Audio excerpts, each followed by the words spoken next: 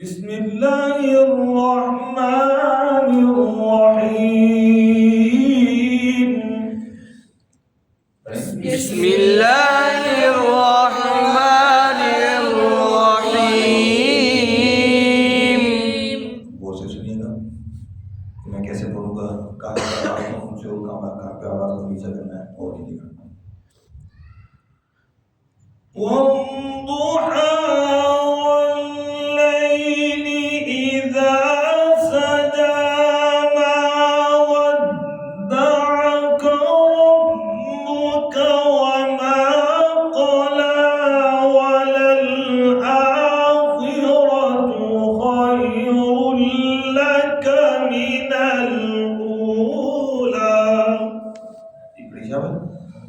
والضحى والليل إذا سجى ما ودعك ربك وما قلى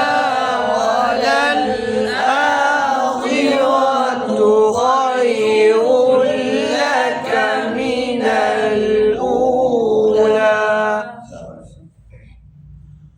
وللآخرة خير لك من الأولى ولسوف يعطيك ربك فترضى. وللآخرة خير لك من الأولى ولسوف يعطيك ربك فترضى.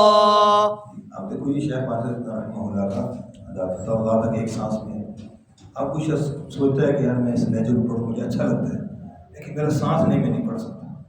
तो मैंने आपको बता दिया कि अब इसको हमने बमा कहा था कि तो खैर लोग मैंने तक पूरा कर लिया। अगली आयत को हमने अगली के साथ दोबारा फिर मिला के पढ़ लिया तो खूबसूरती आ गई।